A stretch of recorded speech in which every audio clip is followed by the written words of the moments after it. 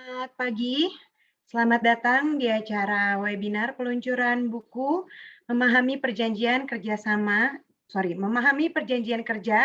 Pasca Berlakunya Undang-Undang Nomor 11 Tahun 2020 tentang Cipta Kerja, karya Fitriana SHMH, selaku founder Emplow.id. Selamat datang, saya ucapkan kepada yang terhormat Bapak Profesor Dr. Aloysius Wiono, SHMH, selaku keynote speaker pada pagi hari ini. Selamat datang juga kepada yang terhormat Ibu Fitriana SHMH, selaku narasumber sekaligus penulis buku yang akan diluncurkan pada pagi hari ini, dan juga kepada yang terhormat Bapak dan Ibu para peserta webinar yang berbahagia. Sebelum kita mulai acara, izinkan saya memperkenalkan diri. Nama saya Dewinta, selaku moderator yang akan membawakan acara pada pagi hari ini. Dan sebelum acara dimulai, izinkan saya pula untuk mengingatkan beberapa hal yang perlu diperhatikan oleh para peserta webinar. Kami memohon untuk para peserta untuk selalu memastikan agar mikrofon dalam mode mute atau mati. Yang kedua, kami akan melakukan sesi tanya jawab setelah pemaparan dari keynote speaker dan juga speaker pada hari ini. Tanya jawab bisa dilakukan jika memiliki pertanyaan, bisa dilakukan melalui kolom chat dengan format nama, instansi, narasumber yang dituju, dan juga pertanyaannya. Kemudian 5 orang Bapak atau Ibu yang pertanyaannya akan terpilih dari panitia akan dibacakan dan juga mendapatkan buku gratis dari Emplow.id. Kemudian siaran ulang webinar akan ditayangkan melalui YouTube Emplow Indonesia setelah acara selesai, dan juga kegiatan webinar ini tidak ada absensi dan panitia tidak menyediakan e-certificate. Kegiatan webinar pada pagi ini diadakan dalam rangka meluncurkan buku dengan judul Memahami Perjanjian Kerja Pasca Berlakunya Undang-Undang Nomor 11 Tahun 2020 tentang Cipta Kerja. Sebagaimana yang telah kita ketahui, bahwa sejak berlakunya Undang-Undang Cipta Kerja pada tahun lalu, terdapat beberapa perubahan ketentuan di dalamnya, khususnya mengenai perjanjian kerja tersebut itu sendiri. Sehingga penting rasanya bagi kita semua untuk memahami bagaimana ketentuan perjanjian kerja yang berlaku pada saat ini. Perjanjian kerja itu sendiri adalah dasar dari dilaksanakannya hubungan kerja antara pemberi kerja dan juga pekerja itu sendiri. Oleh karena itu, perjanjian kerja yang terencana dengan baik atau well design tentunya dapat menciptakan hubungan industrial yang harmonis, dinamis, dan berkeadilan, serta mencegah terjadinya perselisihan di kemudian hari. Tanpa menunggu lebih lama lagi, mari kita persilahkan kepada Bapak Profesor Dr. Aloysius Wiono SHMH, selaku keynote speaker yang akan menjelaskan pandangannya terkait dengan ketentuan ketenaga kerjaan pasca Undang-Undang Cipta Kerja, khususnya perjanjian kerja. Bapak Profesor Dr. Aloysius Wiono SHMH merupakan guru besar hukum perburuhan Universitas Indonesia dan hingga saat ini masih aktif sebagai pengajar di Fakultas Hukum Universitas Indonesia. Beliau merupakan seseorang yang memiliki concern terhadap masalah ketenagakerjaan di Indonesia dan telah menghasilkan karya-karya ilmiah di berbagai jurnal ilmiah, seminar, dan juga pertemuan-pertemuan ilmiah lainnya. Kepada Bapak Profesor Dr. Aloysius Wiono, kami persilahkan. Baik, terima kasih atas waktu yang diberikan kepada saya untuk berbicara di dalam webinar ini. Pada kesempatan ini saya mengucapkan terima kasih kepada panitia yang telah mengundang saya untuk berbicara tentang perjanjian kerja. Perjanjian kerja kalau kita lihat dalam perspektif undang-undang itu ada perbedaan antara Undang-Undang 13 tahun 2003 dengan Undang-Undang Cipta Kerja yang berlaku pada saat ini. Perbedaannya sangat menonjol mengenai perjanjian kerja ini. Karena itu saya ingin menjelaskan bagaimana perbedaan antara perjanjian kerja menurut Undang-Undang 13 tahun 2003 sebelumnya dan Undang-Undang nomor 11 tahun 2020 yaitu Cipta Kerja. Itu saya mau meng-share PPT saya ya. Sebentar.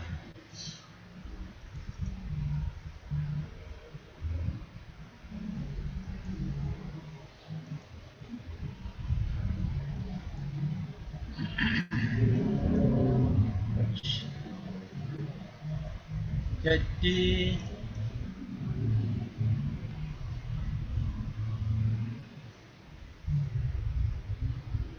perjanjian kerja itu adalah suatu perjanjian individual antara pengusaha dengan pekerja, di mana pengusaha mengikatkan diri untuk mempekerjakan pekerja dengan kewajiban membayar upah, dan pihak pekerja mengikatkan diri untuk melakukan pekerjaan pengusaha dengan menerima upah. Dengan disetujunya atau ditandatanganinya perjanjian kerja, maka timbul hubungan hukum yang disebut hubungan kerja, di mana hubungan itu bersifat timpang. Artinya hubungan yang terjadi adalah diperatas, bersifat subordinasi, atasan dan bawahan. Di mana pengusaha adalah pihak yang memerintahkan dilakukannya pekerjaan, dan pekerja berada pada posisi yang diperintah untuk melakukan pekerjaan. Meskipun hubungan antara pekerja pengusaha bersifat timpang, namun mereka itu bersifat mutual simbiosis karena saling ketergantungan antara keduanya. Maka dapat dikatakan bahwa tiada pengusaha tanpa pekerja, demikian juga tiada pekerja tanpa pengusaha. Sehingga ini merupakan hubungan mutual simbiosis antara pengusaha dan pekerja. Oleh karena itu, pemerintah berkepentingan untuk mengatur hubungan pengusaha dengan pekerja agar tidak timbul permasalahan sebelum mereka bekerja sama untuk menghasilkan barang-barang hasil produksi dan jasa. Nah, kemudian kita lihat sejarah perjanjian kerja. Diatur dalam Undang-Undang KUH Perdata pada awal mulanya, itu tentang sewa-menyewa pelayan tukang sejak tahun 1879. Nah, ini ada upah, kemudian ada perjanjian sewa-bersewaan. Artinya perjanjian kerjanya itu adalah perjanjian antara tukang atau pelayan dengan pengusahanya. Kemudian pada tahun 1926 lahir buku ketiga bab 7A tentang perjanjian kerja melakukan pekerjaan bagian pertama. Kemudian diberikan definisi mengenai perjanjian kerja itu. Perjanjian kerja adalah suatu perjanjian di mana pihak yang satu, buruh, mengikatkan diri untuk bekerja pada pihak lain, majikan, selama suatu waktu tertentu menerima upah.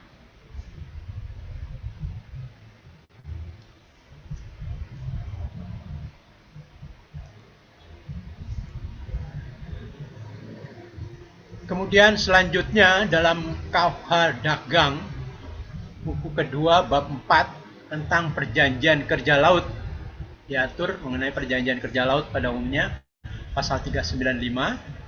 Perjanjian kerja laut adalah perjanjian yang diselenggarakan antara seorang pengusaha kapal di satu pihak dan seorang buruh di pihak lain, mengikatkan diri untuk bekerja pada pengusaha kapal sebagai nahkoda atau sebagai pelaut dengan menerima upah.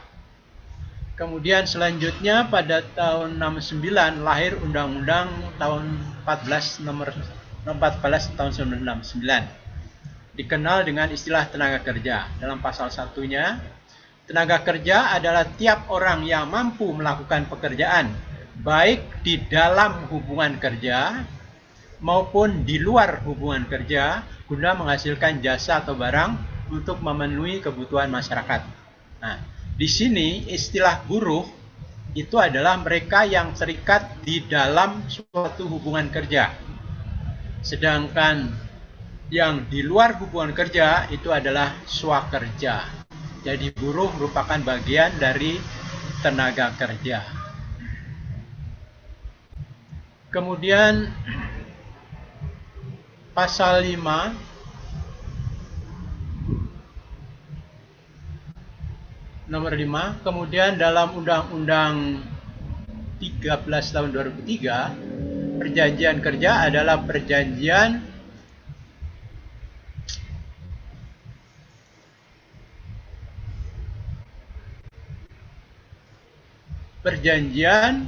antara buruh pekerja dengan pengusaha atau pemberi pekerja, memuat syarat-syarat kerja dan hak kewajiban. Kemudian dalam pasal 1 huruf 15 itu diatur mengenai hubungan kerja, yaitu perjanjian kerja yang mempunyai unsur pekerjaan, upah, dan perintah. Dari sejarah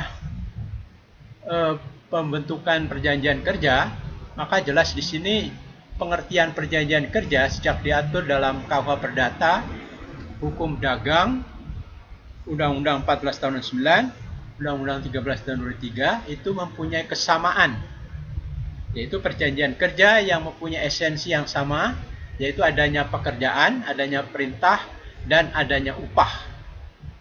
Berarti hubungan kerja bersifat subordinasi antara atasan dan bawahan, bukan bersifat koordinasi yang mempunyai kedudukan yang sama. Kemudian jika dikaitkan dengan tanggung jawabnya, maka pada pihak ketiga, maka tanggung jawabnya adalah vicarious liability. Jadi tanggung jawab langsung pada perusahaan yang memberikan perintah pekerjaan itu, bukan strict liability. Sehingga perjanjian kerja adalah vicarious liability, kemudian kalau dilihat dari pertingkatannya adalah bersifat subordinasi. Kemudian selanjutnya akan kita lihat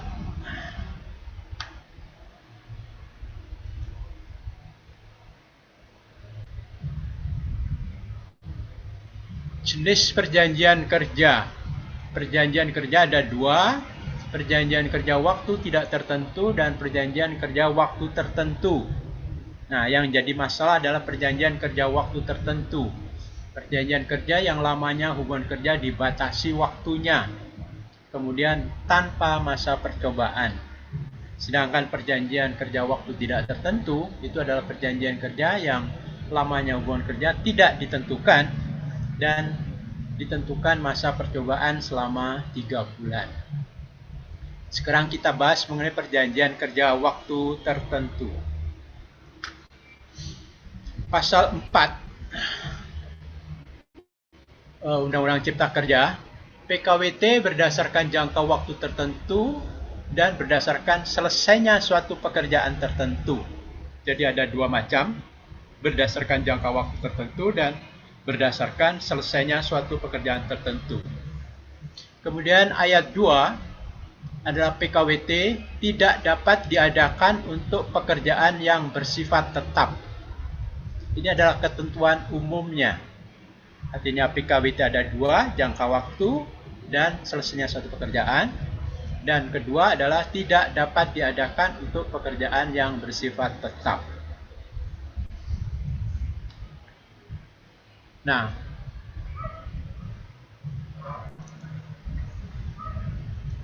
ini kemudian PKWT itu adalah berdasarkan jangka waktu pekerjaan yang diperjanjikan penyelesaiannya dalam waktu yang tidak terlalu lama. Pekerjaan bersifat musiman, musim cuaca tertentu, dan kondisi tertentu. Pekerjaan tambahan dilakukan memenuhi pesanan tertentu. Dan pekerjaan yang berhubungan dengan produk baru, kegiatan baru, kegiatan tambahan, atau yang masih dalam masa percobaan atau penjajakan. Kemudian perjanjian yang berdasarkan jangka waktu ini, jangka waktunya adalah 5 tahun.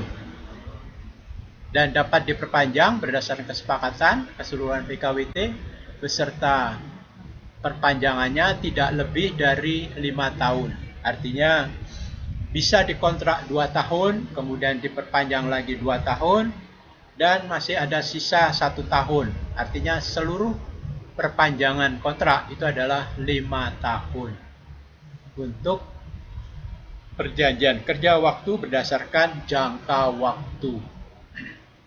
Kemudian berdasarkan selesainya suatu pekerjaan tertentu. Pekerjaan yang sekali selesai. Kemudian pekerjaan yang sementara sifatnya. Nah, jangka waktu yang didasarkan atas kesepakatan para pihak dan dapat diperpanjang sampai batas waktu hingga selesainya pekerjaan. Artinya di sini berdasarkan selesainya suatu pekerjaan itu bisa diulang-ulang terus-menerus sampai selesainya pekerjaan. Dan ini adalah pekerjaan-pekerjaan yang bersifat sekali selesai dan pekerjaan-pekerjaan yang bersifat sementara sifatnya.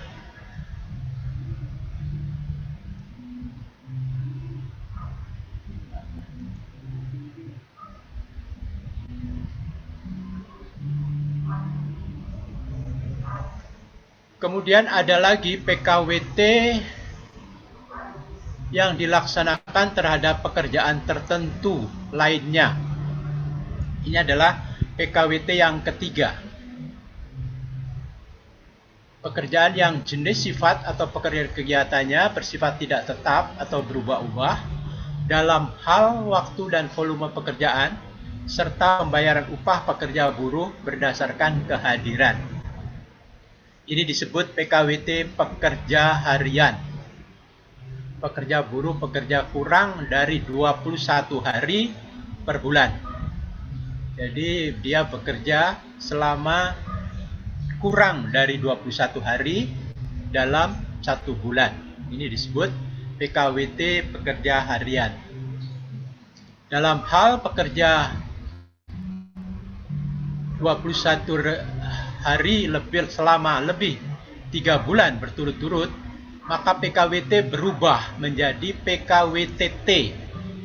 Jadi PKWT pekerja harian ini akan berubah menjadi PKWTT, perjanjian kerja waktu tidak tertentu, kalau pekerjaannya di atas 21 hari selama 3 bulan terus-menerus gitu.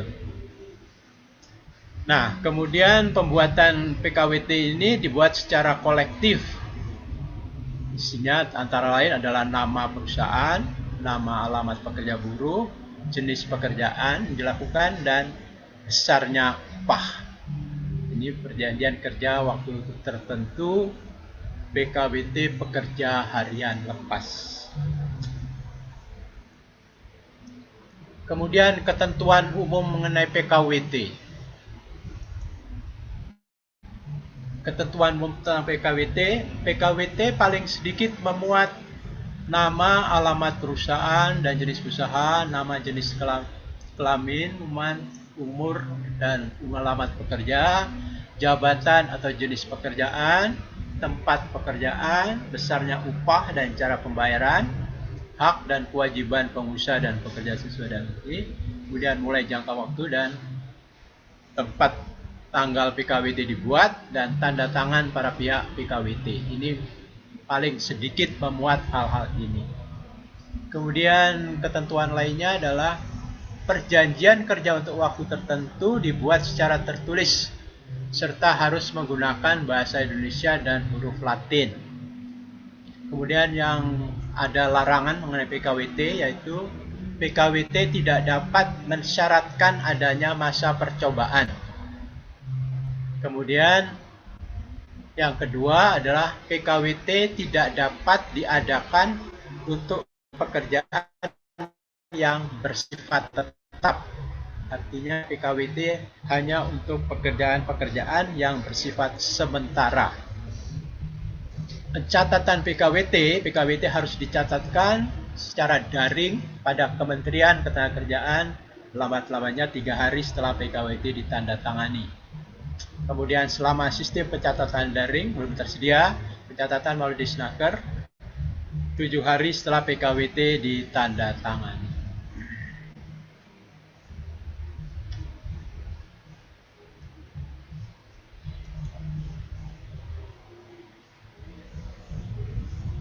Kemudian pengusaha wajib memberikan kompensasi kepada pekerja PKWT yang PKWT-nya berakhir jangka waktunya atau selesai pekerjaan yang telah ditentukan dengan masa kerja paling sedikit 1 bulan secara terus-menerus. Jadi ini perubahan PKWT. PKWT mendapatkan uang kompensasi. Kalau sebelumnya dalam Undang-Undang 13 tahun 2003 itu tidak mendapatkan uang kompensasi. Mereka yang bekerja selama 1 bulan secara terus-menerus, mereka akan mendapatkan uang upah sebulan 1 tahun ya. Kemudian apakah PKWT diperpanjang? Apabila PKWT diperpanjang, uang kompensasi diberikan saat selesainya jangka waktu PKWT sebelum perpanjangan. Dan terhadap jangka waktu perpanjangan PKWT, uang kompensasi berikutnya diberikan setelah perpanjangan jangka waktu PKWT atau selesai. Kemudian sasaran besaran uang kompensasi diberikan sesuai dengan ketentuan sebagai berikut. PKWT selama 12 bulan terus-menerus diberikan uang kompensasi sebesar 1 bulan upah. Nah, PKWT selama 1 bulan atau lebih tetapi kurang dari 12 bulan atau lebih dari 12 bulan dihitung secara proporsional dengan perhitungan artinya masa kerja per 12 kali 1 bulan. Jadi kalau masa kerjanya 12 bulan, 12 per 12 kali 1 bulan, berarti mendapat 1 bulan upah. Kemudian komponen upah dalam perhitungan uang kompensasi adalah upah tanpa tunjangan atau upah pokok atau upah pokok dan tunjangan tetap.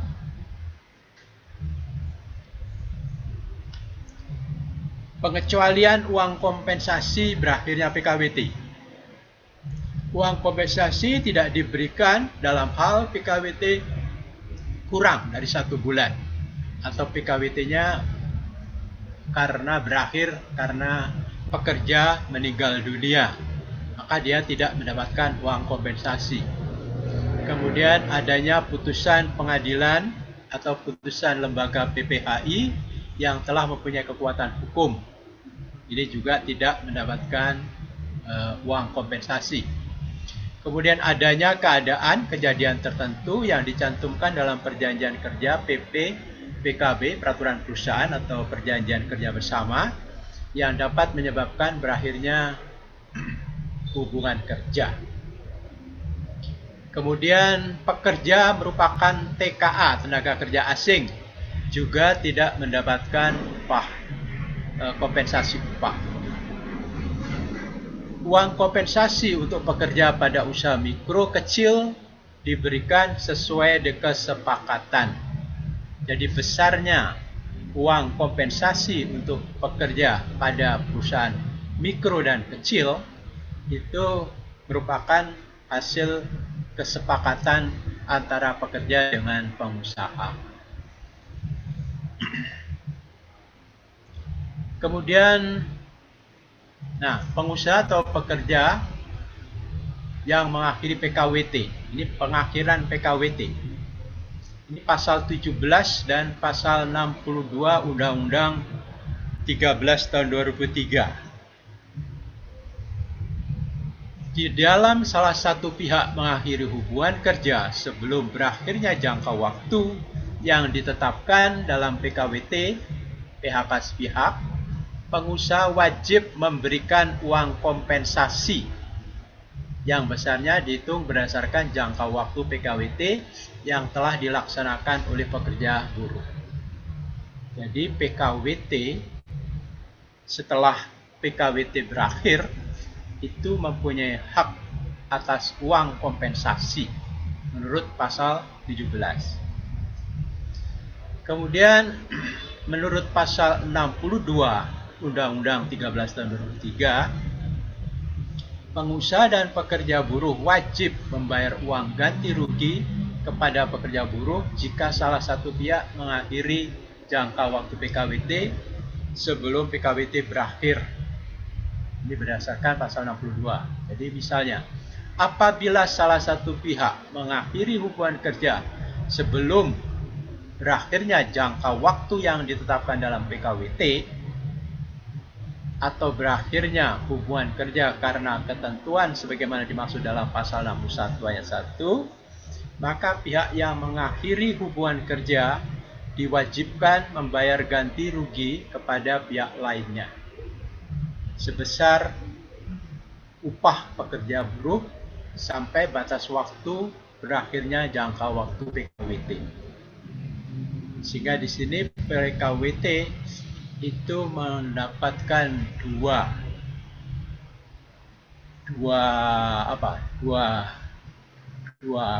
bentuk uang. Dalam bentuk uang kompensasi berdasarkan pasal 1735 PP 35 tahun 2021 dan mendapatkan ganti rugi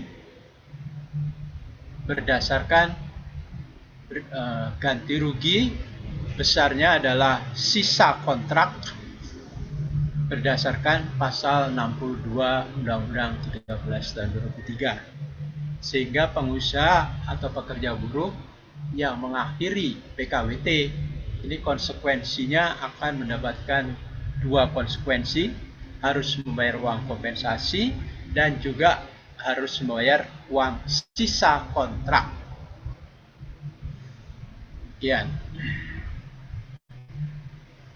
Kemudian ketentuan transisi PKWT sebelum UJK. Pada saat PP 35 tahun 2021 mulai berlaku, yaitu 2 Februari 2021, PKWT yang telah ada dan jangka waktunya belum berakhir masih tetap berlaku sampai dengan berakhirnya PKWT.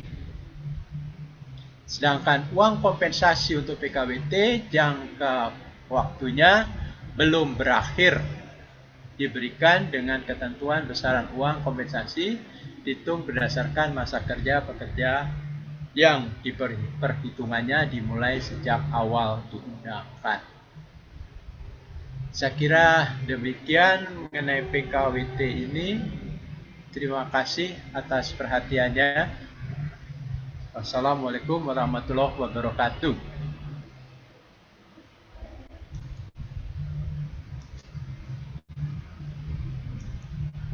Terima kasih kepada Bapak Profesor Dr. Uyono atas paparannya terkait dengan ketentuan ketenagakerjaan pasca Undang-Undang Cipta Kerja yang tentunya memberikan banyak pengetahuan baru bagi kita semua.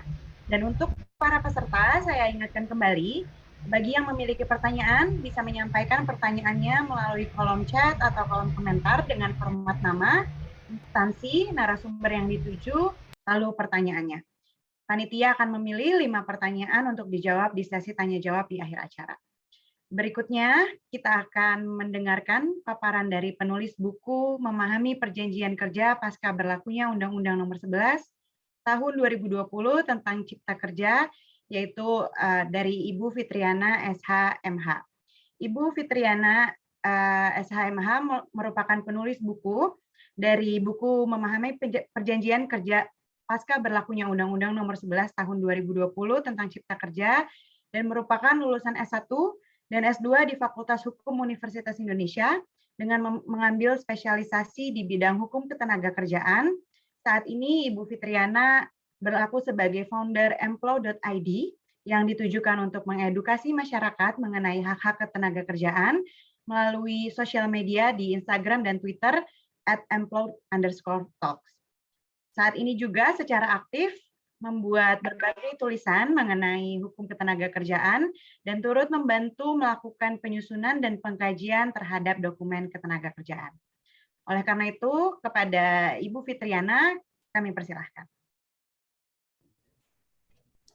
Terima kasih Ibu Moderator atas waktu yang diberikan. Assalamualaikum warahmatullahi wabarakatuh. Selamat siang Bapak Ibu sekalian. Terima kasih atas waktunya, keluangan untuk hadir pada acara webinar pada hari ini dalam rangka peluncuran buku pertama saya yang berjudul Memahami Perjanjian Kerja Pasca Diterbitkannya Undang-Undang Nomor 11 Tahun 2020 tentang Cipta Kerja. Sebelumnya izinkan saya mengucapkan rasa hormat dan juga terima kasih yang sebesar-besarnya kepada Bapak Profesor Dr. Alusius Uyono selaku guru besar di Hukum Universitas Indonesia yang telah menyempatkan waktunya memberikan materi yang luar biasa, sangat bermanfaat bagi kita semua tentang ketentuan-ketentuan apa saja yang berlaku pasca Undang-Undang Cipta Kerja tahun lalu. Baik Bapak Ibu sekalian, saya izin share screen terkait dengan materi yang akan saya bawakan pada hari ini ya. Oke.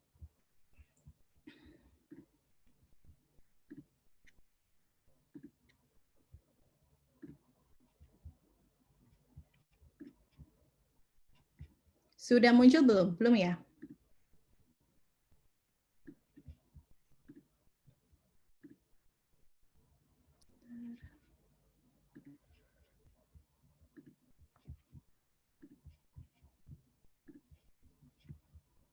Mohon maaf.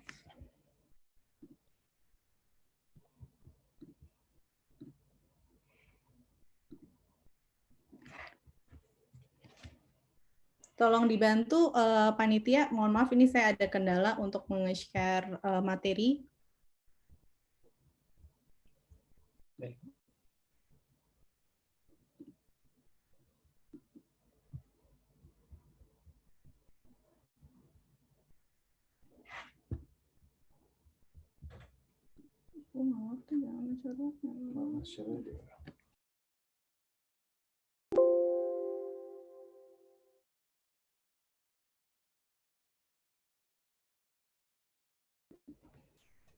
Baik, mohon maaf atas kesalahan teknisnya. Untuk materi pada hari ini, saya lebih pada fokus kepada untuk menceritakan tentang buku pertama saya ini terkait dengan perjanjian kerja. Memahami perjanjian kerja itu, kemudian, sebentar.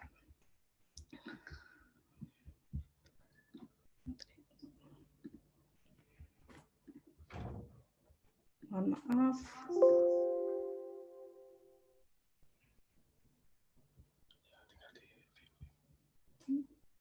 Ya. Bapak Ibu sekalian, sebelumnya izinkan saya untuk memperkenalkan terlebih dahulu ya terkait dengan Employ ID yang saya dirikan ini.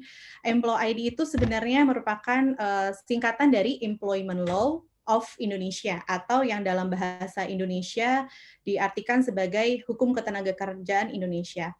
Mengapa saya dirikan Employ ID? Employ ID itu merupakan platform yang saya tujukan untuk memudahkan masyarakat memahami hukum-hukum, ketentuan hukum ketenagakerjaan yang berlaku di Indonesia. Karena terutama terkait dengan ketentuan-ketentuan yang telah diubah dalam Undang-Undang Cipta Kerja.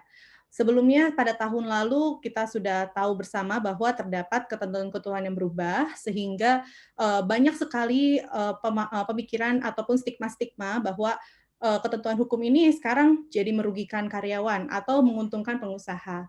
Nah, untuk memudahkan masyarakat sebenarnya lebih memahami bagaimana ketentuan yang berlaku, saya membuat platform di Instagram untuk memuat infografis yang menerangkan tentang regulasi ketenagakerjaan yang berlaku saat ini, baik diatur dalam Undang-Undang Nomor 13 Tahun 2003 maupun di dalam Undang-Undang Cipta Kerja.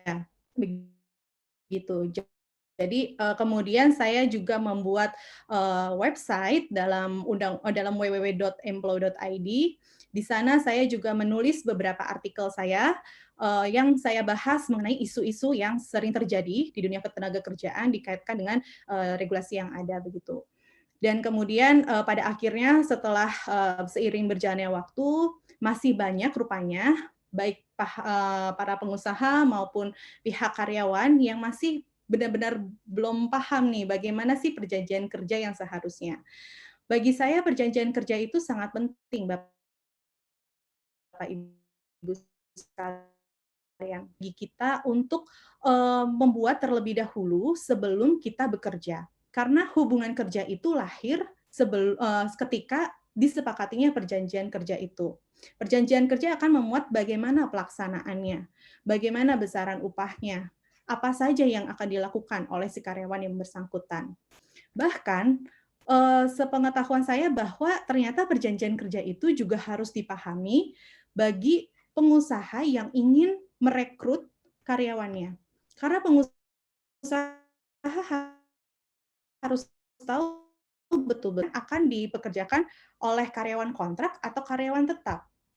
Karena sifat pekerjaannya itu berbeda, Bapak Ibu sekalian. Jadi kita pertama sebelum merekrut karyawan, pengusaha sebelum merekrut karyawan, pengusaha harus betul-betul memahami apakah jenis perjanjian kerja nantinya. Apakah nanti dalam bentuk PKWT, ataukah dalam bentuk PKWTT, atau bahkan pengusaha tersebut ingin mengalihdayakan kepada perusahaan outsource, begitu. Jadi perjanjian kerja ini menjadi kunci utama dalam suatu hubungan pekerjaan. Begitu pula ketika selama proses pekerjaan, pelaksanaan pekerjaan berlangsung. Di situ juga akan memuat syarat-syarat kerja. Apakah karyawan itu harus menggunakan seragam, bagaimana jam waktu kerjanya, bagaimana pemberian upahnya, dan lain sebagainya. Hingga sampai perjanjian kerja itu berakhir. Misalkan terjadi perselisihan karena terjadinya PHK. Meskipun itu masih dalam proses penyelesaian, namun perjanjian kerja tetap akan dirujuk karena bagaimanapun instansi maupun pengadilan hubungan industrial tentunya akan merujuk kembali kepada perjanjian kerjanya. Nah, oleh karena itu perjanjian kerja itu yang menjadi dasar hubungan kerja sangatlah penting dan kita tidak bisa tanda kutip asal buat saja yang penting tanda tangan, yang penting kerja, karena itu benar-benar akan melahirkan hubungan kerja baik dari sebelum, selama maupun setelah hubungan kerja tersebut, pelaksanaan pekerjaan tersebut berakhir, begitu. Baik, saya izin memulai materinya. Selanjutnya, mohon maaf, Satria. Ya, perjanjian kerja hakikatnya itu seperti apa? Hakikat perjanjian kerja sebagaimana yang telah saya sampaikan sebelumnya bahwa perjanjian kerja itu akan melahirkan hubungan kerja. Hal ini sudah ada di dalam definisi Undang-Undang Nomor 13 Tahun 2003 yang mendefinisikan bahwa hubungan kerja adalah hubungan yang terjadi antara pengusaha dan pekerja atau buruh yang lahir karena perjanjian kerja. Jadi di sini kembali lagi Bapak Ibu sekalian bahwa kata kunci utamanya adalah perjanjian kerja. Hubungan kerja ada karena ada perjanjian kerja. Jadi hubungan kerja bukan lahir karena undang-undang, tapi lahir karena ada perjanjian kerja. Kemudian yang kedua, substansi perjanjian kerja itu tunduk pada batasan-batasan yang diatur dalam peraturan perundang-undangan. Dan ini disebut dalam ilmu kepustakaan disebut sebagai kaidah heteronom. Mengapa? Karena pemerintah memiliki peranan yang sangat penting untuk menyeimbangkan ketimpangan yang tadi sebagaimana Prof. Dr. Olisius Uyono sampaikan, terdapat ketimpangan kedudukan sosial ekonomi antara pengusaha dan karyawannya. Sehingga pemerintah memiliki peranan yang sangat penting untuk memberikan batasan-batasan apa saja yang tidak boleh dilanggar. Misalkan bagaimana pemberian upah minimum. Nah, pemberian upah itu tidak boleh di bawah upah minimum ya tentunya, dan bagaimana waktu kerjanya. Jadi berbeda dengan perjanjian pada umumnya, di mana perjanjian pada umumnya kita bisa mempersyaratkan apa-apa saja sepanjang tidak melanggar syarat sah subjektif maupun objektif dari perjanjian perdata. Namun, kalau perjanjian kerja itu tidak hanya syarat sah saja, tapi juga harus memperhatikan batasan-batasan.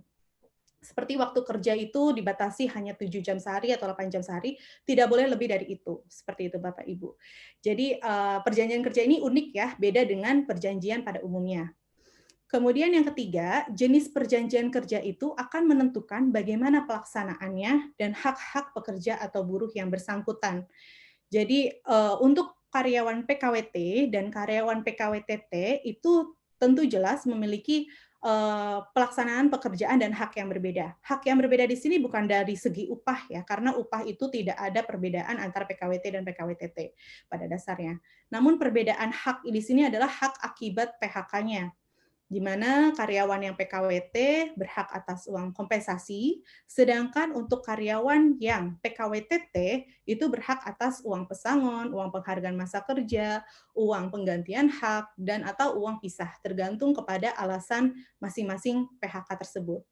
Nah, dan bagaimana pelaksanaan pekerjaannya? Karena karyawan kontrak, sebagaimana yang disampaikan sebelumnya, bahwa karyawan kontrak itu tidak boleh diadakan masa percobaan kerja.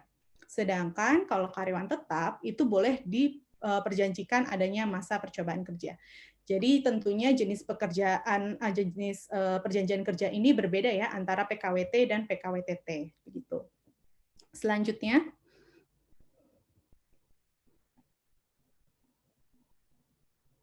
ya dari tadi saya sebutkan perjanjian kerja. Nah, apa sih yang dimaksud dengan perjanjian kerja? Perjanjian kerja didefinisikan dalam Undang-Undang Nomor 13 Tahun 2003 adalah perjanjian antara pekerja atau buruh dengan pengusaha atau pemberi kerja yang memuat syarat-syarat kerja, hak, dan kewajiban para pihak.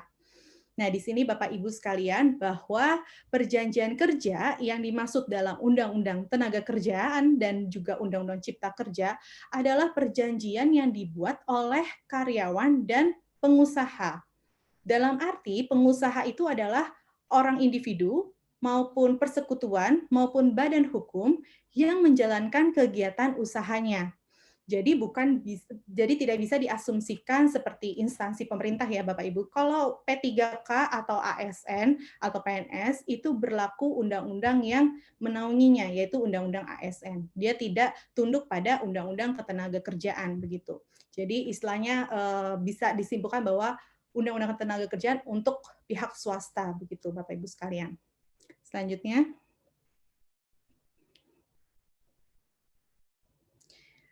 Di dalam Undang-Undang Nomor 13 Tahun 2003 itu disebutkan definisi hubungan kerja berikut dengan unsur-unsur dari perjanjian kerja itu sendiri yang meliputi pekerjaan, upah, dan perintah. Sebenarnya dalam Undang-Undang Nomor 13 Tahun 2003 hanya disebutkan 3 unsur tersebut. Namun saya mencantumkan lagi unsur berikutnya. Unsur ini itu diatur dalam Kitab Undang-Undang Hukum Perdata, yaitu waktu yang tertentu. Waktu yang tertentu ini tidak bisa diasumsikan sebagai PKWT ya Bapak Ibu. Beda dengan PKWT. Waktu yang tertentu di sini bermakna bahwa pelaksanaan pekerjaan itu tidak dilakukan seumur hidup karyawan yang bersangkutan. Jadi terdapat batas akhir maksudnya. Apakah si pekerja atau buruh memasuki usia pensiun, ataukah terdapat keadaan atau hal-hal tertentu yang dapat mengakhiri perjanjian kerja atau terjadinya pemutusan hubungan kerja. Jadi ini waktu yang tertentu itu adalah unsur yang dimuat di dalam KUH Perdata, namun tidak boleh diasumsikan ini maksudnya adalah PKWT ya Bapak Ibu. Nah, baik, unsur-unsur yang diatur di dalam Undang-Undang Nomor 13 Tahun 2003 itu ada 3. Pertama, pekerjaan. Pekerjaan itu adalah objek dari perjanjian kerja. Tidak ada mungkin perjanjian kerja yang dibuat tanpa dibuatnya kesepakatan atas pekerjaan. Karena tujuan dari dibuat perjanjian kerja kan untuk melaksanakan pekerjaan ya Bapak Ibu sekalian. Nah, oleh karena itu dalam suatu perjanjian kerja harus disepakati apa saja sih ruang lingkup ataupun jabatan dari si pekerja atau buruh yang bersangkutan. Kemudian yang kedua, pekerjaan merupakan prestasi yang harus dilaksanakan oleh pekerja atau buruh. Jadi pekerja atau buruh harus melaksanakan pekerjaannya terlebih dahulu sebelum dia memperoleh haknya atas upah. Dan dilihat dari sini adalah apabila si pekerja atau buruh tidak melaksanakan pekerjaan, maka dia tidak berhak untuk menerima upah. Ini berlaku seperti asas no work no pay ya Bapak Ibu sekalian. Jadi untuk mendapatkan hak itu, maka si pekerja atau buruh dituntut untuk melaksanakan prestasinya, yaitu melaksanakan pekerjaan. Kemudian yang ketiga, pekerjaan itu bersifat individual. Berarti pekerjaan itu melekat kepada diri dari pekerja atau buruh yang bersangkutan, tidak bisa dialihkan kepada pihak lain. Sehingga jika pekerja atau buruh yang bersangkutan meninggal, maka perjanjian kerja tidak bisa diwariskan atau dialihkan kepada ahli warisnya, kecuali memang ahli warisnya membuat perjanjian kerja baru dengan si pihak pengusaha, seperti itu. Kemudian unsur yang kedua adalah upah. Upah merupakan imbalan atas dilaksanakannya pekerjaan. Di sini kata kuncinya Bapak Ibu sekalian bahwa dilaksanakannya pekerjaan. Jadi yang dilihat adalah pelaksanaannya, bukan kepada hasil dari pekerjaannya. Sepanjang si pekerja atau buruh masuk ke tempat kerja, kemudian dia bekerja melakukan pekerjaan sesuai yang diperjanjikan, maka dia berhak timbul atas hak atas upah itu. Memang kita lihat bahwa kalau misalkan hasil pekerjaan itu kan tentunya membutuhkan waktu yang lama ya, karena hasil output itu pasti memerlukan proses yang panjang. Sehingga upah itu tidak menunggu output tertentu, dia melihat pada pelaksanaan pekerjaan dari si pekerja atau buruh yang bersangkutan yang harus dipenuhi oleh pengusaha. Karena perjanjian kerja itu pada dasarnya bersifat timbal balik, sehingga apapun yang dikerjakan sama si pekerja atau buruh, maka sudah timbul langsung haknya atas upah. Tidak bisa pengusaha menunda-nunda pembayaran upah karena si pekerja atau buruh telah melaksanakan pekerjaannya. Kecuali memang dalam kondisi pandemi COVID-19 ini, pemerintah sudah mengeluarkan beberapa pengecualian, namun itu pun juga penundaan pembayaran upah itu terdapat ketentuannya, yakni salah satunya adalah kesepakatan antara pengusaha dengan karyawan yang bersangkutan. Begitu. Kemudian upah ini diterima dan dinyatakan dalam bentuk uang. Kemudian unsur yang ketiga adalah perintah. Perintah itu merupakan unsur yang paling bisa membedakan antara perjanjian kerja dengan perjanjian lainnya. Di mana kalau misalkan perjanjian kerja itu ada unsur perintah yang menyebabkan hubungan kerja bersifat subordinasi. Perintah itu dituangkan dalam bentuk si pekerja atau buruh sangat bergantung kepada arahan, bimbingan, petunjuk, perintah, permintaan dari si pengusaha selama melakukan pekerjaannya. Nah, kalau misalkan perjanjian perdata lainnya, seperti perjanjian kemitraan, perjanjian pemberian jasa konsultasi dokter dan klien, itu tidak ada unsur perintah sama sekali. Karena tentunya dokter dengan hubungan pasien itu bukan hubungan kerja, karena dokter memeriksa pasien itu memberikan jasa sesuai dengan keahliannya, tanpa diberikan perintah apapun dari si pihak pasien. Begitu pula misalnya lawyer dengan klien. Lawyer bekerja memberikan jasa hukumnya kepada klien sesuai dengan keahlian dia, tanpa adanya perintah apapun yang diberikan oleh si klien yang tersebut. Begitu. Selanjutnya. Ya. Untuk saat ini, regulasi perjanjian kerja itu diatur dalam Undang-Undang Nomor 13 Tahun 2003 tentang Ketenagakerjaan. Meskipun terdapat Undang-Undang Cipta Kerja yang mengubah sebagian dari Undang-Undang Nomor 13 Tahun 2003, namun Undang-Undang Nomor 13 ini masih berlaku karena ada ketentuan sebagian yang tidak diubah. Seperti misalnya ketentuan mengenai definisi, itu masih berlaku diatur dalam Undang-Undang Nomor 13 Tahun 2003. Dan juga ketentuan perjanjian kerja untuk pekerja anak. Pekerja anak ini jangan diartikan sebagai balita ya Bapak Ibu, karena di dalam Undang-Undang Tenaga Kerja memang tidak diperkenankan pengusaha dilarang untuk mempekerjakan anak. Namun pada kondisi-kondisi tertentu dan syarat-syarat tertentu, pengusaha diperkenankan untuk mempekerjakan anak, yakni yang berusia 13 tahun ke atas, untuk mempekerjakan dengan pekerjaan yang bersifat ringan, merupakan bagian dari pendidikan, dan tidak mengganggu kesehatan dan keselamatan anak tersebut selama bekerja. Nah, ketentuan pekerja anak dan pekerja atau buruh perempuan itu masih berlaku di dalam Undang-Undang Nomor 13 Tahun 2003. Untuk perempuan juga seperti misalnya kesepakatan mengenai jam waktu kerja, karena pelaksanaan waktu kerja di atas jam 11 malam sampai sebelum jam 7 pagi untuk khusus perempuan, itu terdapat ketentuan-ketentuan khusus yang harus diperhatikan pengusaha. Baik itu penyediaan alat transportasi, kemudian penyediaan makanan, kemudian penjaminan atas keselamatan kesusilaannya, dan lain sebagainya. Itu kita masih merujuk kepada Undang-Undang Nomor 13 Tahun 2003. Kemudian tentunya Undang-Undang Nomor 11 Tahun 2020 tentang Cipta Kerja yang memberikan perubahan sebagian atas undang-undang sebelumnya. Kemudian yang ketiga adalah PP Nomor 34 Tahun 2021 tentang penggunaan tenaga kerja asing. Di sini TKA itu juga ada ketentuan khusus perjanjian kerjanya.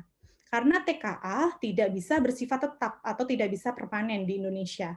Dia hanya bersifat sementara karena fungsi dia hanyalah sebagai alih teknologi alih kemampuan saja kepada tenaga kerja lokal. Dan jabatan yang didudukinya juga haruslah jabatan tertentu yang belum dianggap mampu diduduki oleh tenaga kerja lokal. Sehingga diharapkan yang datang ke Indonesia adalah TKA yang profesional ya Bapak Ibu, bukan tenaga kerja kasar. Karena memang mereka didatangkan untuk alih teknologi dan alih kemampuan. Kemudian PP nomor 35 tahun 2021 tentang PKWT, alih daya, waktu kerja dan waktu istirahat dan juga PHK. Baik. Selanjutnya. Ya. Ini dari regulasi tersebut, perjanjian kerja akan menentukan bagaimana pelaksanaan pekerjaan. Di sini saya membuat dua semacam skema yang menjelaskan bahwa terdapat perbedaan koridor antara PKWT dengan PKWTT. Di mana sebenarnya PKWT itu hanya dapat memperjanjikan pekerjaan yang bersifat sementara. Hanya itu saja Bapak Ibu sekalian, tidak bisa bersifat tetap. Sehingga mereka tidak boleh dilakukan masa percobaan kerja dan juga jangka waktunya itu terbatas. Sedangkan untuk PKWTT atau perjanjian kerja waktu tidak tertentu, itu jenis pekerjaannya adalah pekerjaan yang bersifat tetap. Yang bersifat tetap itu apa? Bersifat tetap itu jika pekerjaannya berlangsung terus-menerus, tidak dibatasi oleh waktu tertentu, dan juga merupakan bagian dari proses produksi dan tidak bukan termasuk dalam pekerjaan bersifat musiman begitu. Jadi memang kita tuh bisa melihat bahwa PKWT itu bukan sebagai jenjang karir sebelum kita menjadi PKWTT. Banyak sekali saya temukan di praktiknya bahwa perusahaan sebelum mengangkat karyawan tetap, dia mengajukan karyawan itu sebagai karyawan kontrak dulu. Sebenarnya esensinya itu bukan sebagai, alasan mereka adalah untuk melihat kinerja karyawan yang bersangkutan sebelum diangkat tetap. Padahal itu skemanya bisa digunakan dengan masa percobaan kerja, yaitu selama 3 bulan. Bukan dengan skema di PKWT-kan dulu. Karena jenis pekerjaan itu beda dengan PKWTT, begitu Bapak Ibu. Dan apabila kita PKWT kemudian jika pekerjaannya itu bersifat sementara, namun di PKWT kan, jika pekerjaan itu bersifat tetap, namun dia itu di PKWT kan, dikontrakkan, maka PKWT tersebut demi hukum akan beralih menjadi PKWTT, begitu Bapak Ibu. Nah, di dalam PKWTT itu dapat mengadakan masa percobaan kerja dan juga tidak dapat dibatasi jangka waktu kecuali terjadinya pemutusan atau pengakhiran perjanjian kerja. Pengakhiran perjanjian kerja contohnya adalah karyawan yang bersangkutan meninggal, memasuki usia pensiun, atau misalnya terdapat putusan pengadilan yang berkekuatan hukum tetap, atau bisa juga adanya keadaan atau kejadian tertentu yang disepakati bahwa hal-hal tersebut akan mengakhiri perjanjian kerjanya. Seperti itu. Baik, selanjutnya. Nah, baik. Apakah PKWT dan PKWTT itu sama untuk setiap pekerja atau buruh? Tentunya tidak. Karena ada ketentuan-ketentuan khusus yang tadi sebagaimana yang saya sampaikan bagi pekerja anak, kemudian pekerja atau buruh perempuan, kemudian pekerja atau buruh alih daya, dan tenaga kerja asing Indonesia. Bagi pekerja anak, perjanjian kerja itu tidak boleh menyepakati waktu kerja lebih dari 3 jam. Dan dia juga harus seperti ada izin dari orang tuanya ya, yang umurnya usia 13 tahun, itu harus ada surat dari persetujuan dari orang tua atau wali dan lain sebagainya. Itu ada ketentuan-ketentuan khususnya Bapak Ibu sekalian. Nah, untuk ketentuan khusus perjanjian kerja itu juga untuk pekerja atau buruh perempuan juga ada ketentuan khusus, seperti misalnya di dalam undang-undang dimungkinkan untuk memberikan hak cuti masa haid buat perempuan itu selama 2 hari. Namun ketentuan cuti haid ini harus disepakati dalam perjanjian kerja. Tentunya ini jelas ya membedakan perjanjian kerja perempuan dengan perjanjian kerja pria dewasa begitu. Nah, kemudian ketentuan khusus perjanjian kerja pekerja alih daya atau outsourcing. Di sini juga ada perbedaan Bapak Ibu sekalian, di mana PKWTT perjanjian yang tetap untuk pekerja atau umum pada umumnya itu bisa dilakukan secara lisan melalui surat pengangkatan. Sedangkan untuk alidaya, PKWTT itu harus dibuat tertulis. Dia dikunci, harus tertulis, baik itu PKWT maupun PKWTT untuk outsourcing itu harus tertulis. Dan juga dia tuh harus memuat beberapa hal yang diatur dalam undang-undang, seperti misalnya upahnya bagaimana, kesejahteraannya, dan juga persisihan yang mungkin timbul di kemudian hari. Itu harus dipersyaratkan dalam perjanjian kerja. Selanjutnya juga ada ketentuan mengenai pengalihan pelindungan pekerja atau buruh ketika dia itu distatuskan PKWT di outsourcing dan perusahaan outsource-nya terjadi peralihan, sedangkan objek pekerjaannya tetap ada. Itu juga harus dimuat. Jadi ada ketentuan khusus bagi pembuatan perjanjian kerja outsourcing. Demikian juga untuk tenaga kerja asing di Indonesia.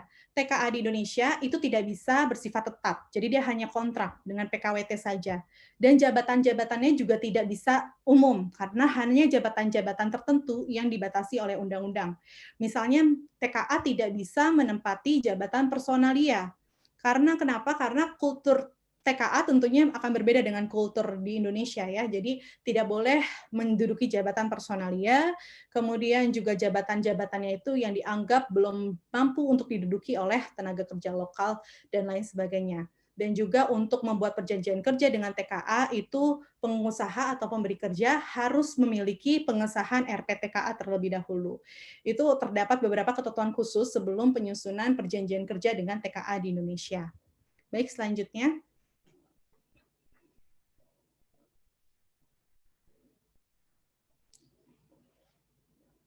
Baik. Nah, baik Bapak Ibu sekalian, ini dia perubahan penting ketentuan perjanjian kerja pasca berlakunya Undang-Undang Nomor 11 Tahun 2020 tentang Cipta Kerja. Yang pertama adalah PKWT saat ini bisa dibuat berdasarkan atas jangka waktu atau selesainya suatu pekerjaan tertentu. Sebelumnya tidak ada pembedaan atas PKWT apa dan apa begitu Bapak Ibu. Di dalam Undang-Undang Nomor 13 Tahun 2003 hanya disebutkan satu saja gitu PKWT. Tidak dibedakan seperti sekarang yang membedakan antara PKWT berdasarkan jangka waktu atau PKWT berdasarkan selesainya suatu pekerjaan tertentu. Kemudian perubahan yang penting yang kedua adalah jangka waktu PKWT dan perpanjangannya. Yang dulunya itu paling lama 3 tahun, sekarang bisa 5 tahun atau hingga selesainya pekerjaan. Jadi dimungkinkan sampai perpanjangan PKWT sampai pekerjaan tersebut dinyatakan selesai. Kemudian yang ketiga, perubahan pentingnya adalah belum ada konsekuensi hukum bagi PKWT yang dibuat dengan jangka waktu lebih dari 5 tahun. Sedangkan sebelumnya jika jangka waktu telah melebihi, maka demi hukum perjanjian kerja waktu tertentu akan beralih menjadi PKWTT. Kemudian perubahan penting yang keempat adalah tidak terdapat pembatasan jenis pekerjaan untuk outsourcing. Saat ini di dalam PP nomor 35 tahun 2021 tidak dijelaskan apakah perjanjian kerja untuk outsourcing ini hanya untuk pekerjaan bersifat penunjang saja, ataukah bisa semuanya. Itu tidak disebutkan secara tegas, jadi bisa diasumsikan untuk semua pekerjaan. Sedangkan sebelumnya dalam Undang-Undang Ketenagakerjaan itu dibatasi, yaitu hanya untuk yang bersifat penunjang dan tidak berhubungan langsung dengan proses produksi.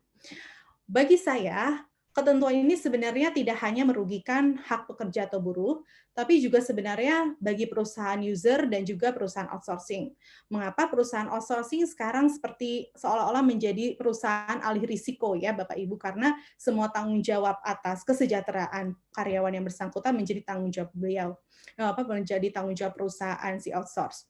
Kemudian perusahaan user juga dirugikan. Mengapa? Karena sebenarnya saya melihat pada penelitian di luar negeri, sebenarnya jika pekerjaan-pekerjaan utama atau pekerjaan-pekerjaan penting di-outsource-kan ke perusahaan lain, tentunya rahasia perusahaan kan jadi beralih ya, jadi bisa diketahui oleh perusahaan lain.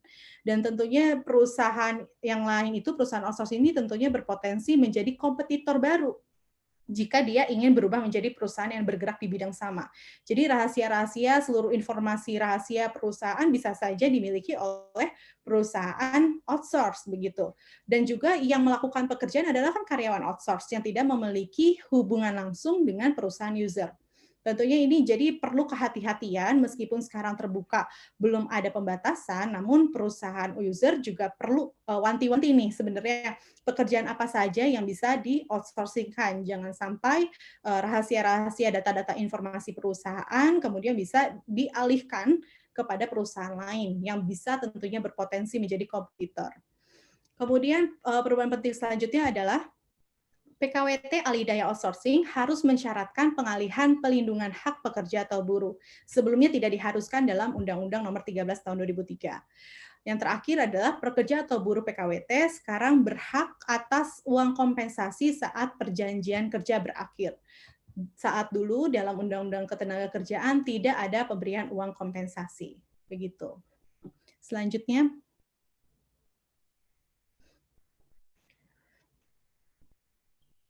baik, ini perjanjian kerja juga akan berkaitan dengan hak-hak yang akan timbul sejak PHK ya. Maksudnya ketika PHK berlangsung, maka timbul hak-hak baru.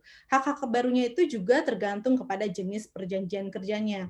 Ada yang PKWT dan PKWTT. Untuk PKWT, jika PHK ini dalam arti pemutusan kontrak di tengah jangka waktu perjanjian ya. Nah, itu jika pengusaha yang melakukan PHK, maka pengusaha bayar ganti rugi dan uang kompensasi kepada karyawan. Namun jika PHK dilakukan oleh pekerja atau buruh, pekerja membayar ganti rugi dan pengusaha membayar uang kompensasi. Kemudian untuk PKWTT, itu pengusaha membayar uang pesangon, uang penghargaan masa kerja, uang penggantian hak, dan atau uang pisah. Nah, di sini Bapak Ibu sekalian, pemberian keempat komponen hak-hak ini sebenarnya tidak kumulatif ya, tergantung kepada alasan-alasan terjadinya PHK bagi PKWTT. Nah, di buku saya itu saya coba tuangkan, saya bantu paparkan bagaimana perhitungannya, semoga dapat membantu Bapak Ibu sekalian dalam memahami bagaimana perhitungan hak-hak akibat pekerja atau buruh berdasarkan dengan PKWTT ini, begitu. Selanjutnya.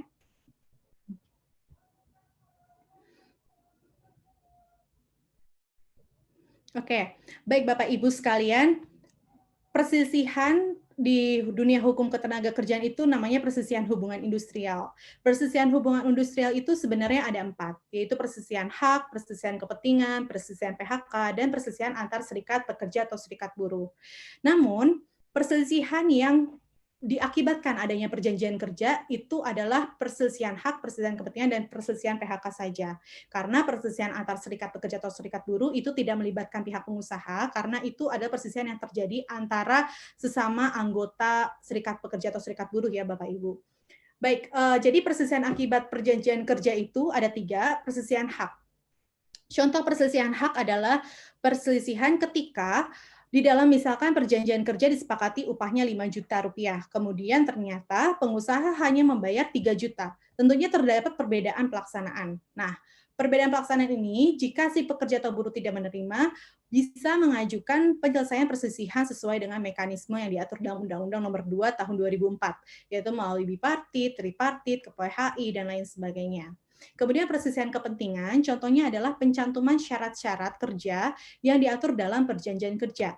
Seperti misalnya Bapak Ibu, pengusaha secara tiba-tiba mengubah syarat kerja dengan mencantumkan klausul non-kompetisi atau non-kompetisi clause yang melarang pekerja atau buruh bekerja di tempat kompetitor pada saat berakhirnya hubungan kerja. Jika si pekerja atau buruh tidak sepakat dan si pengusaha tidak mau merubah kembali syarat-syarat kerjanya, maka hal tersebut bisa menjadi perselisihan kepentingan yang bisa diajukan penyelesaiannya di PHI, perselisihan hubungan industrial.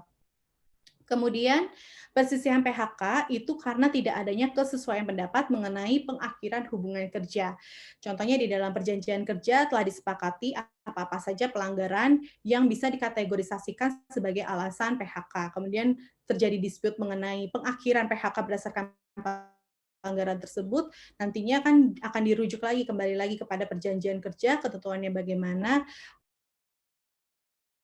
yang disebabkan dari adanya perjanjian kerja begitu. Selanjutnya,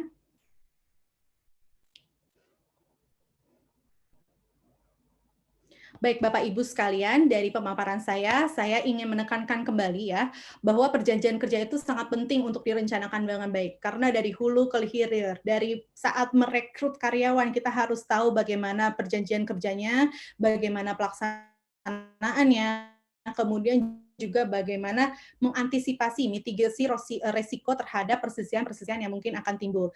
Nah, perjanjian kerja itu penting untuk direncanakan dengan baik atau well design, agar dapat menciptakan hubungan industri yang harmonis, dinamis, dan berkeadilan, serta mencegah terjadinya perselisihan di kemudian hari.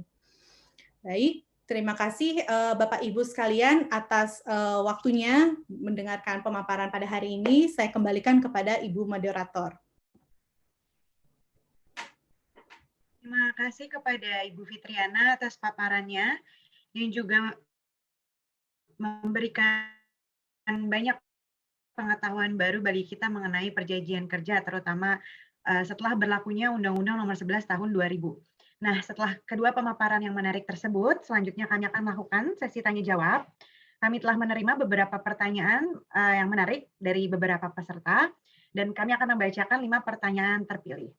Untuk pertanyaan pertama dari Riko Audian Pratama Manurung, instansinya wira swasta.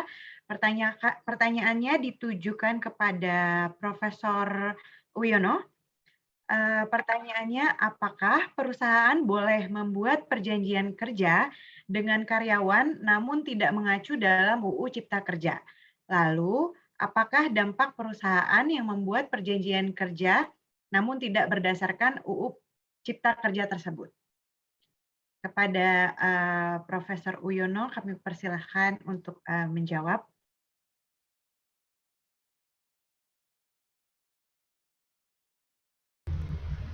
Ya, terima kasih. Pertanyaannya adalah bagaimana membuat perjanjian kerja tanpa memperhatikan Undang-Undang Cipta Kerja.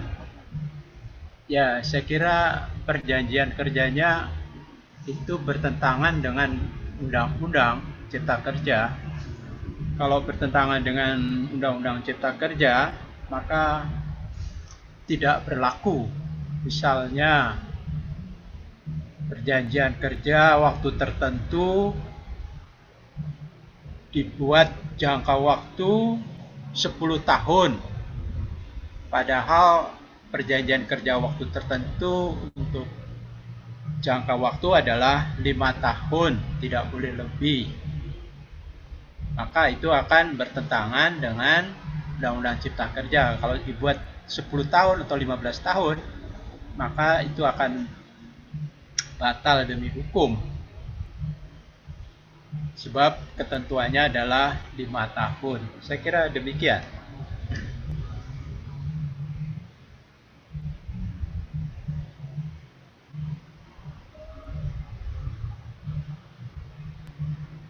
Ya, baik, terima kasih atas jawabannya untuk Profesor Uyono. Semoga menjawab pertanyaan dari Mas Riko bahwa perjanjian kerja yang tidak dibuat berdasarkan UU Cipta Kerja akan membatalkan hukum itu sendiri ya, Prof. Ya. Ya. Oke, baik. Kemudian pertanyaan kedua dari Edwin Kennedy dari PT Budi Perkasa Alam. Pertanyaannya masih ditujukan untuk Profesor Uyono. Dalam hal perubahan status karyawan dari karyawan kontrak menjadi karyawan tetap, apakah masa kerjanya dihitung dari awal kerja sebagai karyawan kontrak atau dihitung dari mulai pengangkatan sebagai karyawan tetap? Hal ini ditujukan bermaksud untuk menghitung pesangon di kemudian hari apabila terjadi PHK. Begitu pertanyaannya. Untuk Profesor Uyono, kami persilakan untuk itu. Ya, itu saya kira harus dihitung dari sejak perubahan karyawan PKWT menjadi PKWTT. Jadi kalau perubahan itu katakanlah merupakan dimulainya pemberian pesangon. Sebab PKWT kan mereka tidak mendapat pesangon. Dan PKWT berakhir pada saat PKWT terjadi. Dan berakhirnya PKWT berarti berakhirnya hubungan kerja. Kemudian start dengan PKWTT. Maka dimulai lagi hubungan kerja mulai dari 0 masa kerja sampai berapa tahun gitu dengan PKWTT itu. Saya kira demikian. Terima kasih jawabannya dari Profesor Uyono untuk Bapak Edwin Kennedy, bahwa jika ingin menghitung pesangon di kemudian hari apabila terjadi PHK, maka masa kerja yang dihitung adalah dimulai dari pengangkatan sebagai karyawan tetap, di mana perjanjian PKWTT dimulai. Gitu ya. Semoga menjawab untuk Bapak Edi dan teman-teman jawabannya untuk Profesor Uyono. Lalu untuk pertanyaan nomor 3 dari Alfansi Maximiliano dari Rumah Sakit Eka Husada, diperuntukkan untuk kedua narasumber, jadi untuk Ibu Fitriana dan juga Profesor Uyono. Pertanyaannya, apabila pada isi perjanjian kerja bertentangan dengan peraturan perundang-undangan, lantas apakah perjanjian tersebut batal demi hukum?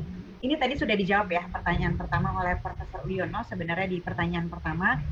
Lalu bagaimana idealnya perjanjian kerja dengan dokter spesialis, dalam hal ini di dunia perumah sakitan sebagai mitra, bukan karyawan. Berarti status dokter spesialis sebagai mitra kerja, bukan karyawan. Bagaimana idealnya perjanjian kerja dalam kasus tersebut? Lalu apabila di dalam pelaksanaan perjanjian kerja terdapat ketidaksesuaian, maka ketidaksesuaian tersebut termasuk dalam ranah hukum perdata atau ranah perselisihan hubungan industrial. Terima kasih.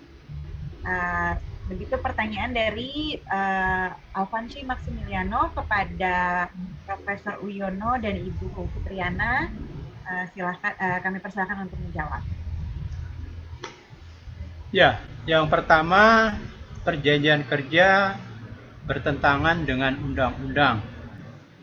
Jadi, kalau bertentangan dengan undang-undang berdasarkan pasal 1320, ya, pasal 1320 KUH Perdata, itu dianggap batal demi hukum. Jadi misalnya perjanjian kerja mengatur cuti tahunan 10 hari kerja, sedangkan Undang-Undang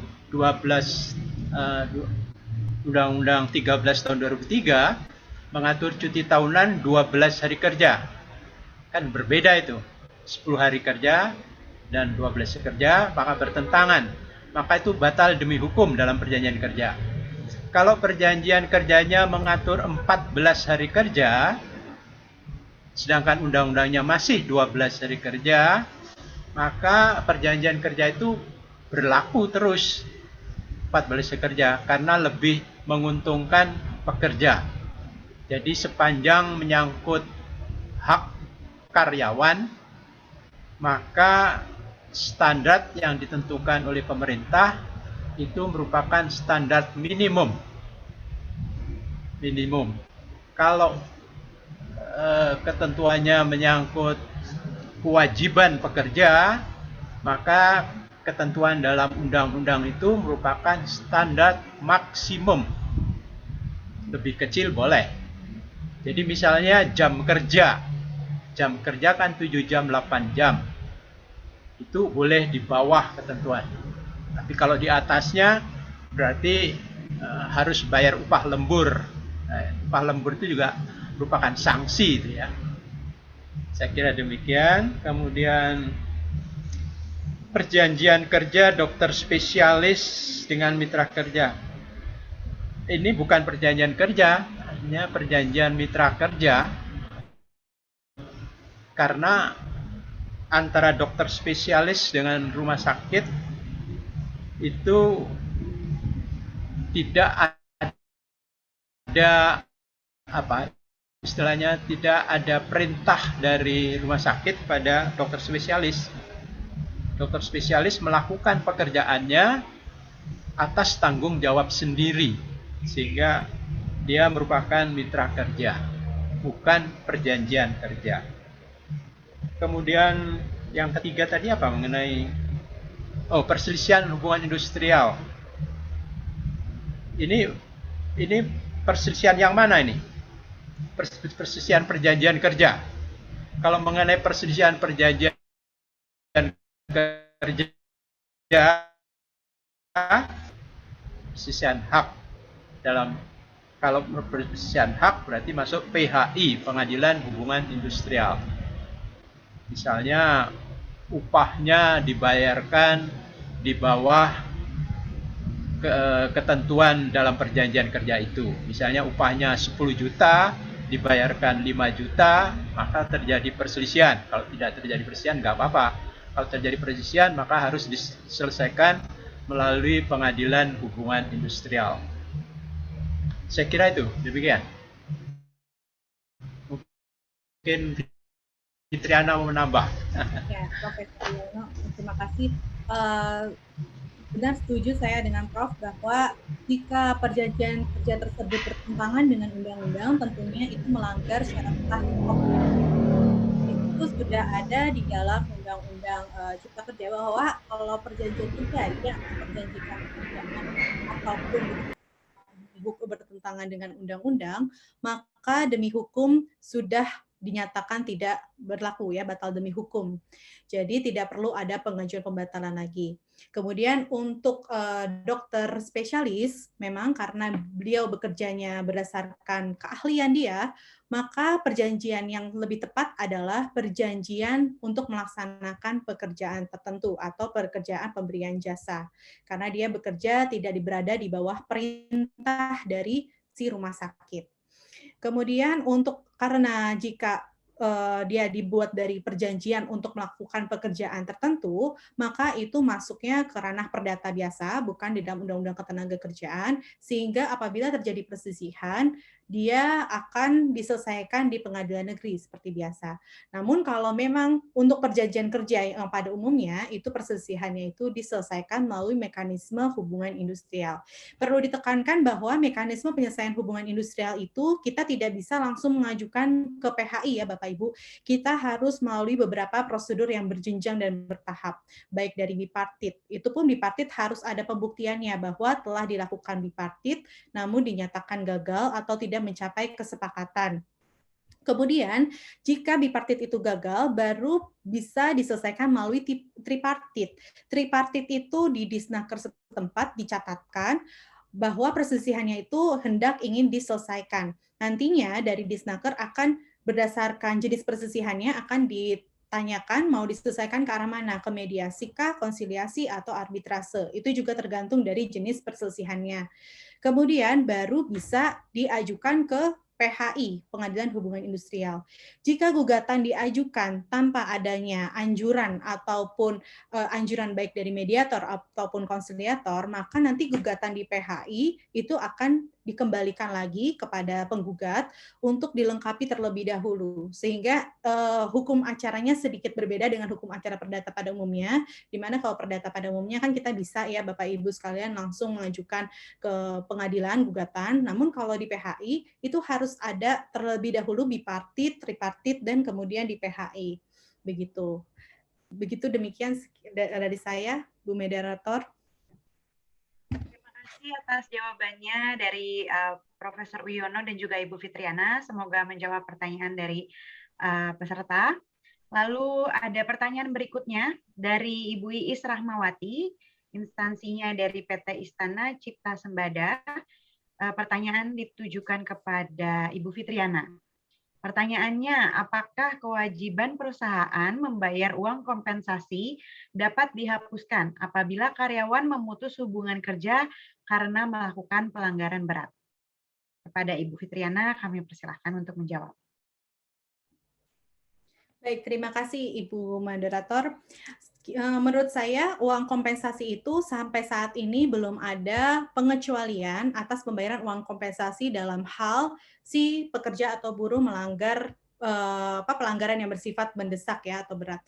Karena memang untuk uang pesangon di PKWTT itu bisa dikecualikan jika melakukan pelanggaran yang bersifat mendesak. Namun untuk uang kompensasi belum dimungkinkan oleh undang-undang bahwa tidak dibayar kepada pekerja atau buruh yang bersangkutan. Di dalam undang-undang, khususnya di dalam PP nomor 35 tahun 2021, itu hanya disebutkan bahwa uang kompensasi timbul jika berakhirnya hubungan kerja, terlepas dari apakah alasan yang mendasari terjadinya pengakhiran hubungan kerja tersebut. Sehingga ini masih bisa arguable juga ya Bapak Ibu sekalian, ini juga menarik, tapi karena kita bacanya dari konteks normatif undang-undang bahwa tidak terdapat pengecualian khusus secara tegas. Di sini kita tidak bisa menafsirkan undang-undang secara samar-samar ya Bapak Ibu. Jika belum disebutkan secara tegas, maka kita tidak bisa mengasumsikan sendiri. Nah, kecuali memang kemudian pemerintah mengeluarkan PP baru atau undang-undang baru yang mengecualikan pemberian uang kompensasi bagi pekerja atau buruh yang melakukan pelanggaran bersifat mendesak. Nah, sepanjang si PHK itu terjadi saat ini dan belum ada ketentuan undang-undangnya mengenai pengaturan pemberian uang kompensasi dalam hal pelanggaran bersifat mendesak, maka bisa saja pekerja atau buruh tetap menuntut pemberian uang kompensasi tersebut. Karena secara tegas disebutkan secara eksplisit bahwa uang kompensasi timbul sejak berakhirnya hubungan kerja, tanpa ada syarat apapun di belakangnya itu. Begitu, Ibu Moderator. Terima kasih atas jawabannya, Ibu Fitriana. Lalu kita sampai di pertanyaan terakhir berarti ya. Pertanyaan terakhir dari Agus, instansinya BUMN. Pertanyaan ditujukan kepada keduanya, ke Profesor Uyono dan juga Ibu Fitriana. Ini terkait tenaga kerja kontrak atau ahli daya. Pertanyaannya, bila dilihat dari lahirnya Undang-Undang Cipta Kerja dalam hal pengaturan tenaga kerja mengindikasikan posisi pengusaha atau pemberi kerja, terutama bagi tenaga kerja kontrak atau ahli daya, benar-benar hubungan subordinasinya sangat maksimal di sisi pemberi kerja. Saat ini, banyak tenaga ahli daya yang perjanjian kerjanya pada perusahaan penyediaan tenaga kerja, namun dipekerjakan pada perusahaan lain. Lalu, bagaimana pemenuhan hak dan kewajiban tenaga ahli daya bila dalam masa perjanjian kerja, perusahaan penyedia tenaga kerja dinyatakan pilot? Apakah haknya dapat dipenuhi oleh perusahaan di mana tenaga ahli daya tersebut dipekerjakan? Terima kasih. Berikut pertanyaannya dari Agus. Kami persilahkan kepada Profesor Uyono dan juga Ibu Fitriana untuk menjawab.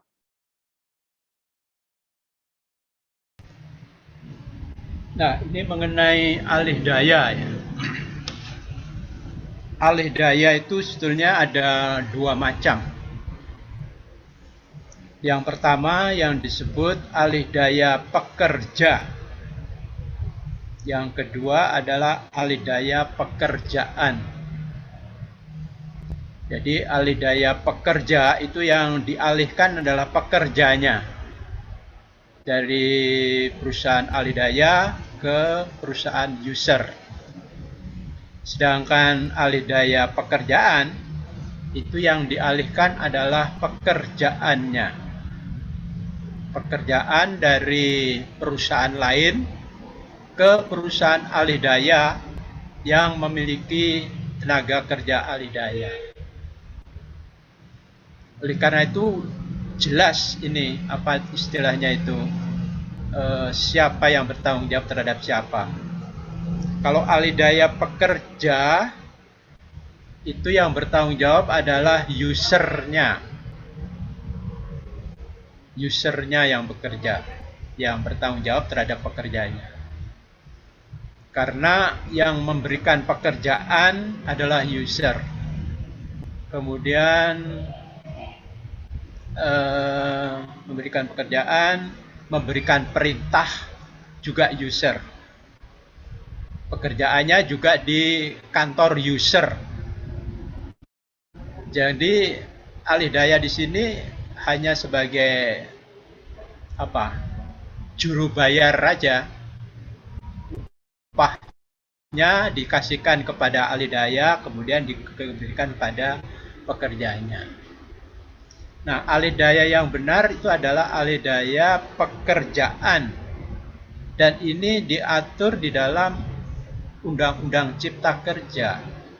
Kita lihat pengertian ahli daya dalam Undang-Undang Cipta Kerja itu apa? Adalah pekerjaan yang dialihkan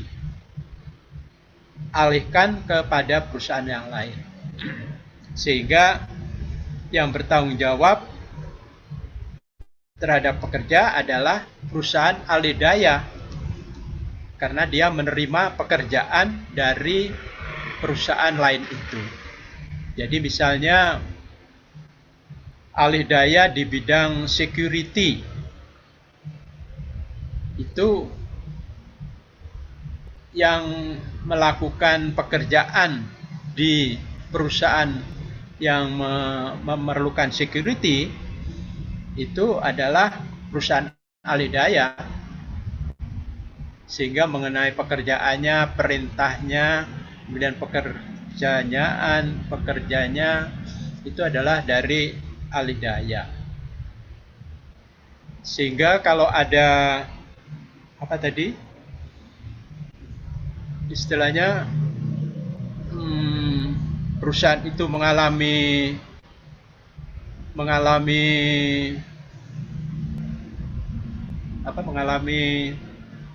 bangkrut atau apa dia, mengalami tutup katakanlah ya, perusahaan pilot. Nah, perusahaan itu pilot, maka yang bertanggung jawab terhadap pekerjanya itu ya perusahaan ahli daya, bukan perusahaan user.